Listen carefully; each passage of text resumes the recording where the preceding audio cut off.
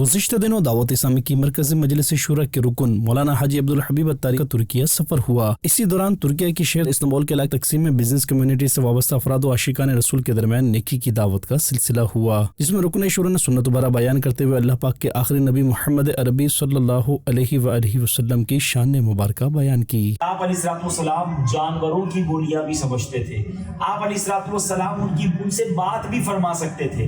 آپ رحمت للعالمین ہیں، آپ انسانوں کے لیے صرف رحمت نہیں ہیں، آپ تمام عالمین کے لیے رحمت ہیں۔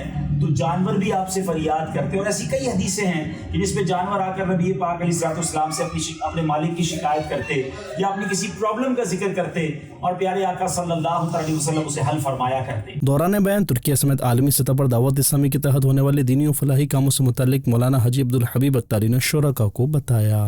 ادانا ہو، چاہے وہ کارماش ہو، عقیدہ کے کس طرح الحمدللہ وہاں جا کر کام ہوا، اور ابھی بھی کنٹینیو کام ہو رہا ہے۔ میں اور شاہد بھائی دونوں انطالیہ میں تھے، اور وہاں ہم نے فیکٹری کو وزٹ کیا کہ جہاں کنٹینرز بن رہے ہیں، 94 کنٹینرز ہاؤسز جو ہیں اس کا ہم نے آرڈر دیا ہے، تقریباً $500,000 $5 لاکھ کی ہم نے وہ ڈیل کی ہے، اور وہ کنٹینر اگلے چند دنوں میں انشاءاللہ وہاں انسٹال بھی ہو جائیں گے۔ دعوت اسلامی کی خوبی یہ ہے کہ جہاں امت کی اصلاح کی فکر ہے، وہاں امت کی فلاح کے لیے بھی کام ہو رہا ہے۔ لوگوں کو خون کی ضرورت ہوتی ہے، تو آپ نے دیکھا ہوگا مدنی چینل پر کہ تھیلیسیمیا کے مریض بچوں کو بلڈ، پاکستان کی تاریخ میں کسی این جی او نے یہ کام نہیں کیا کہ 60,000 سے زیادہ خون کی بوتلیں اللہ کی رحمت سے دعوت اسلامی نے پرووائڈ کی۔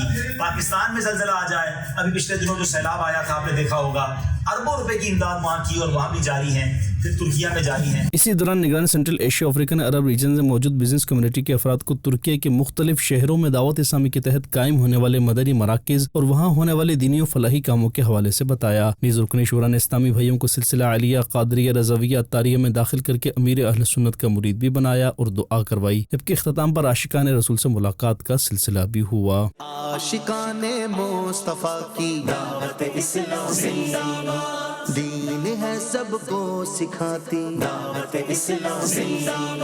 مدنی چینل کے ناظرین، آپ بھی دعوت اسلامی کی دینی و فلاحی کاموں میں اپنا حصہ شامل کر کے اجر و ثواب کمائیے۔